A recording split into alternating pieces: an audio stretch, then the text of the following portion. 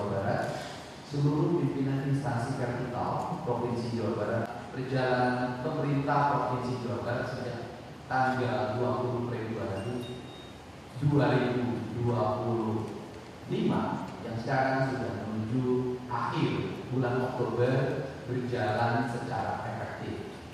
Progres-progres pembangunan bisa dilihat dalam kasat mata kita, baik pembangunan infrastruktur jalan, pembangunan infrastruktur pendidikan, pembangunan infrastruktur pertanian, pembangunan infrastruktur kesehatan, pembangunan infrastruktur jaringan listrik bagi masyarakat miskin, dan berbagai pembangunan lainnya, baik yang dirasakan secara langsung maupun yang tidak dirasakan secara langsung.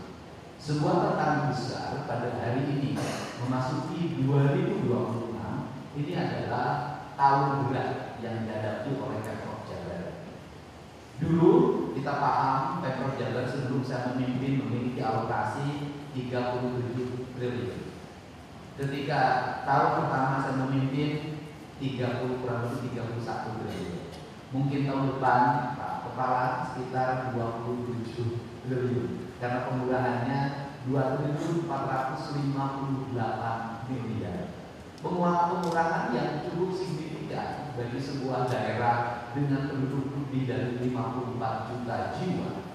Problematika ini tentunya adalah sebuah tantangan besar karena seorang pemimpin kalau banyak uang untuk membangun itu bukan pemimpin sejati, tetapi pemimpin sejati adalah dikasih sedikit uang tapi bisa membangun.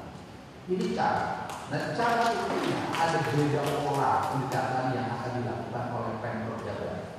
Yang pertama adalah kami sampaikan kepada siapapun bahwa dana transfer daerah dalam pandangan hukum yang saya miliki bukan dikurangi, tapi pandangan kami adalah ditunda. Kenapa? Karena itu adalah undang-undang di mana setiap daerah berhak atas dana lebih hasil yang sudah dihasil. Untuk itu bagi saya ini adalah penundaan yang suatu saat bisa dikembalikan. Nah, ini prinsip pertama. Kemudian prinsip dasar yang kedua adalah seluruh penundaan ini akan menjadi berkah manakala kita mampu melakukan pengelolaan dari anggaran yang sangat minim dengan hasil yang sangat maksimal. Andai kata ada keajaiban di suatu saat dana transfer itu dikembalikan dengan dasar apa? Dasar yang pertama adalah pemerintah Provinsi Jawa Barat membelanjakan uang didasarkan pada orientasi input, output, outcome, dan benefit. Inputnya ada proses mekanisme yang dilakukan baik di internal birokrasi melalui pendekatan komunikasi rapat-rapat banggar DPRD Provinsi Jawa Barat. Ini adalah bagian dari input. Ada ketertiban administrasi yang harus kita jaga sebagai bagian ikhtiar taatan kita pada peraturan perundang-undangan. Yang kedua adalah output. Di inputnya apa, outputnya apa? Karena kita menginput, mengorientasikan pada apa? Pada tiga hal menurut saya.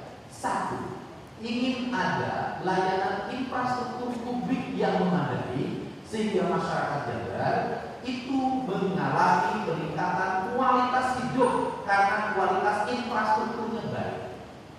Satu, kualitas infrastruktur jalan. Dua, kualitas infrastruktur sarana air bersih. Yang ketiga, kualitas infrastruktur sarana irigasi yang itu menopang kenyamanan masyarakat pada sebuah lingkungan. Yang keempat, suatu infrastruktur sarana sanitasi lingkungan masyarakat.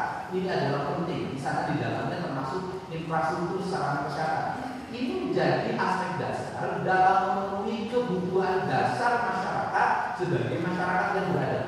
Yang pertama, ambil air pompa dalam, kayaknya sama dengan perusahaan air mineral